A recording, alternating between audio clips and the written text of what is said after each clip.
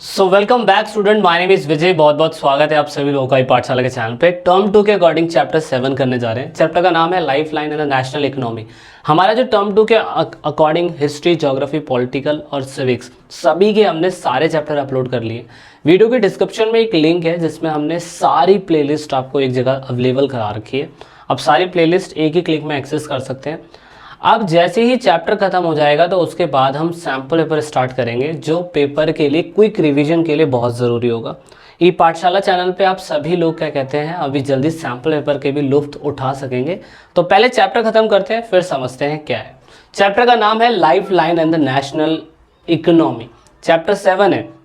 इसमें clear cut ये बताने की कोशिश करी गई है कि आज के डेट में अगर हम देखें, सामान को लाना ले जाना, ट्रांसपोर्टेशन बहुत ज़्यादा मैटर करता है। सर्विस और गुड्स के लिए, यानी कि जो भी सामान होते हैं, सर्विसेज होती है, उसमें ट्रांसपोर्ट एक अहम भूमिका निभाता है, वो हमें अच्छे तरीके से पता है। और मेन ये है कि कंज्यूमर कोई भी चीज़ खरीदेगा, कोई भी चीज़ बेचेगा, उसके लिए ट्रांसपोर्टेशन सिस्टम बहुत इंपॉर्टेंट है। आज की डेट में हम लोगों ने अलग अलग इलाके में अलग अलग जगहों को कनेक्ट करने की कोशिश करी है। रेलवेज़ के थ्रू, एयरवेज़ के थ्रू, वाटरवेव्स के थ्रू, न्यूज़पेपर के through, radio, television, cinema, internet, इनके थ्रू हम अपने सोशो इकोनॉमिक जो लाइफ है ना, उसको हम काफ़ी अच्छी तरीके से अच्छा बनाने की कोशिश कर रहे हैं।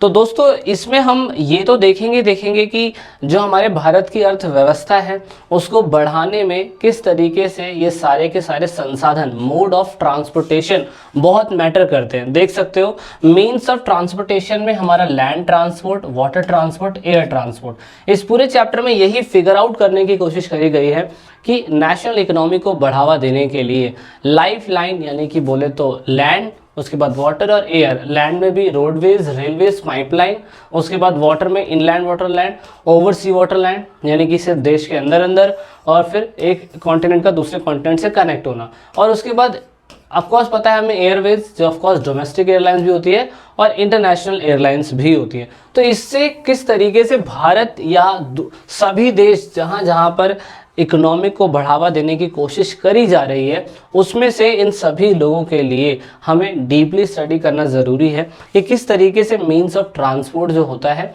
वो हमारे देश की अर्थव्यवस्था को बढ़ावा देता है या बढ़ाता है। इसीलिए हमें पता है कि किसी भी देश में एफिशिएंट नेटवर्क ऑफ ट्रांसपोर्ट का होना वो अच्छी बात है ग्लोबली लेवल पे ट्रेड को बढ़ावा देने के लिए। तो हम स्टार्ट करेंगे ट्रांसपोर्ट का रेलवेज से, सॉरी रोडवेज से। रेलवेज तो रोडवेज का ही पार्ट हो गया। ज़मीन पे चलने वाले जितने भी ट्रांसपोर्ट होते हैं उसमें सबसे इम्पोर्टेंट होता है रोडवेज।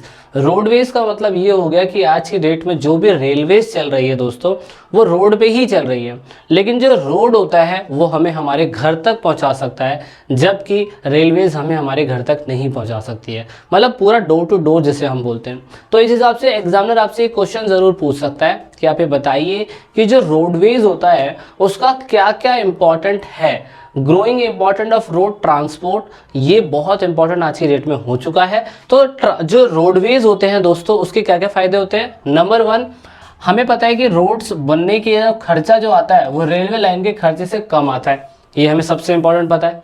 दूसरा, हमें ये भी पता है कि ये पूरी तरीके से ट्रोपोग्राफी जो होती है, मतलब जैसे कि जो ज़मीनें उबड़ खाबड़ होती है वहाँ तक भी रोड्स बन सकती हैं।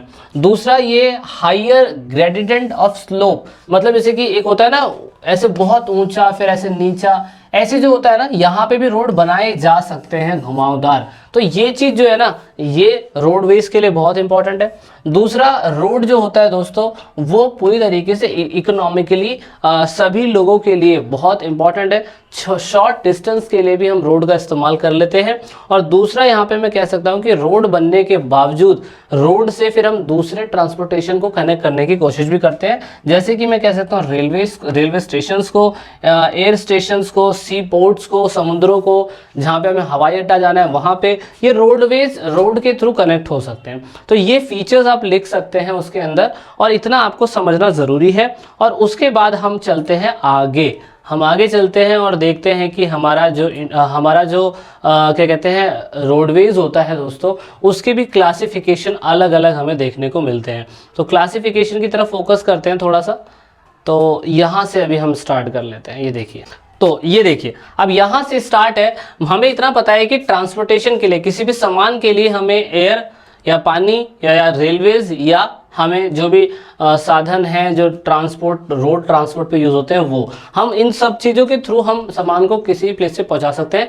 लेकिन रोड का जो लैंड ट्रांसपोर्ट होता है ना वो बहुत इंपॉर्टेंट है, क्योंकि ज़मीनों पे ही सारे ट्रांसपोर्ट चलते हैं, तो रोडवेज हमारे लिए बहुत ज़्यादा ज़रूरी हो सकता है। इसके लिए हमें पता है कि ज़मीन जो होती है ऑफकोर्स इकोनॉमिकली ठीक ठाक होती है और शॉर्ट डिस्टेंस के लिए सुटेबल होती है। ऑफकोर्स जो हिली एरियाज़ होते हैं, रूरल एरियाज़, वहाँ पे भी रोड्स बनाए जा सकते हैं। चीपर मीन्स ऑफ ट्रांसपोर्ट है, रेलवेज के मुकाबले में, एयरवेज के मुकाबले में ज़मीनों को रोड को बनाना कंस्ट्रक्ट करना बहुत आसान होता है, इजी टू कंस्ट्रक्ट है और मेंटेनेंस के लिए भी इसमें ज़्यादा खर्चा नहीं आता दूसरी चीज़ों के मुकाबले में। ज़मीन पे दो तरीके के हमें रोड देखने को मिलते हैं, पक्की सड़कें मेल्टेड रोड और अनमेल्टेड यानी कि कच्ची सड़कें हमें देखने को मिलती है। पक्की सड़कों का नुकसान हमें बस ये देखने को मिलता है जब रेनी सीजन हो जाता है ना तो इनमें गड्ढे बढ़ जाते हैं और यहाँ पे फिर ये पानी भर जाता है, और जो अनमेल्टेड रोड भी होते हैं ऑफकोर्स उसमें कीचड़ विचड़ हो जाती है, तो इसीलिए बारिश के टाइम पीरियड के अंदर क्या कहते हैं ये सुटेबल नहीं होती है और बाकी समय पे ठीक ठाक इसे देखने को मिलता है। अब हमने ये देख रखा है कि हर कंट्री के अंदर जो रोडवेज होते हैं ना उसकी क्वालिटी अलग अलग हमें देखने को मिलती है। मतलब यूनाइटेड स्टेट के अंदर आप देख सकते हो इतने किलोमीटर का एक्सप्रेस वेज है और इतने किलोमीटर के रोड्स हैं। हमारे इंडिया के अंदर 56 लाख किलोमीटर तक ऐसा कहा जाता है कि हमने रोड बना ली है, तो सेकंड नंबर पे हम लोग आते हैं।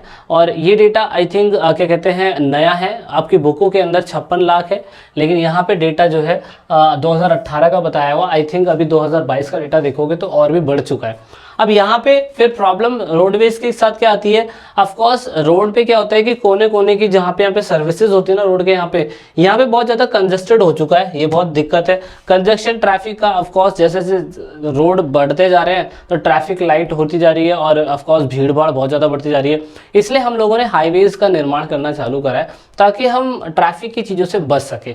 और हाईवेज देख सकते हो, national highway, state highway, major district roads और रूरल रोड्स, हमारे लेंथ आप देख सकते हो इतनी इतनी हम लोगों ने बना दी है। समय के साथ साथ इसमें 2016 का डेटा है, 2022 का डेटा में हमने इसमें विकास भी कर लिया है, हालांकि किताबों पे नहीं हुआ है तो वहाँ पे भी हो जाएगा। क्लासिफिकेशन ऑफ द रोड में अगर हम ये चीज़ देखें कि नेशनल हाईवे क्या होते हैं तो ये चीज़ हमारे लिए ज़रूरी है। तो नेशनल हाईवे में आप देख सकते हो ये सेंट्रल अथॉरिटी के द्वारा बनाए जाते हैं। ऑफ कोर्स इसमें जो ट्रांसपोर्ट होता है वो इंट्रा स्टेट, एक स्टेट से दूसरे स्टेट पे जो लोग जाते हैं वो ऑफ कोर्स इस पे होते हुए निकलते हैं। यहाँ पे डिफेंस मैन और जो भी मटेरियल होता है उसका एक प्लेस से दूसरे प्लेस पे सामान ले जाया जाता है नेशनल रोड पे। पंजाब में से गन्ना उगता है, मान लीजिए दिल्ली में लाना है तो ऑफकोर्स नेशनल हाईवे का इस्तेमाल होता है और ये ज़्यादातर स्टेट की कैपिटल्स को कनेक्ट करने की कोशिश करता है। आप ये देख सकते हो हमारे इंडिया के अंदर टोटल लेंथ इसकी कुछ इतनी समथिंग है और इसे हमने पूरे क्या कहते हैं मेन सिटीज से इसको जोड़ने की कोशिश करी है। 2% ऑफ द लेंथ रोड आज की डेट में सबसे बड़ा यही है, इसको 40% ट्रैफिक जो है ये लेता है। Coordinator super highway metropolitan city को कनेक्ट करने की कोशिश करता है और यही नेशनल हाईवेज है। स्टेट हाईवेज में से अगर हम देखें तो CPWD बनाता है इसे और ये स्टेट डिस्ट्रिक्ट्स और छोटे छोटे हेडक्वार्टर्स जो है उनको कनेक्ट करने की कोशिश करता है। 4% ऑफ द लेंथ इसकी है और लगभग 40 से 60% ट्रैफिक इसी पे हमें देखने को मिलता है। डिस्ट्रिक्ट रोड्स ऑफ कोर्स ये टाउन्स क्वार्टर्स इनको जोड़ने की कोशिश करता है डिस्ट्रिक्ट के अंदर। 14% रोड का लेंथ इनका है और ये भी कम से कम 60 से 70% जो है इस पे ट्रैफिक रहता है। रूरल ट्रांसपोर्ट पे हम कह सकते हैं कि सबसे ज़्यादा 80% रोड इसी पे ही बनाया गया है और इसका आप डिस्टेंस देख सकते हैं। ये अलग अलग जगहों पे, गाँव में छोटी छोटी जगहों पे भी रोड हम बना रहे हैं और ऑफकोर्स इसका लेंथ बहुत ज़्यादा है। मेन ये है कि ये जो वैसे जलवायु से प्रभावित वाले इलाके होते हैं वहाँ पे भी बनाए जा सकते हैं, इनकी कोई दिक्कत नहीं, हिली एरियाज़ में बन जाते हैं। और सीमाओं के ऊपर जो सीमाओं के आसपास रोड जो बनाए जाते हैं वो क्या कहते हैं किसके द्वारा बनाए जाते हैं, बॉर्डर रोड के, बॉर्डर अथॉरिटी है, ब्रो बोलते हैं इसे, BRO, तो उनके थ्रू ये जो सीमाओं पे लगे हुए देश होते हैं, हिली एरियाज होते हैं जहाँ पर किसी का भी आना जाना संभव नहीं है, उधर के लोगों को ये परमिशन दी जाती है ऐसे रोडों को बनाने के लिए। तो ये ज़्यादातर मिलिट्री ग्रुप के द्वारा ही बनाए जाते हैं। तो हाईवे मेन ये है कि ये डिस्टेंस दूर दूर की प्लेसेस को कनेक्ट करने की कोशिश करता है।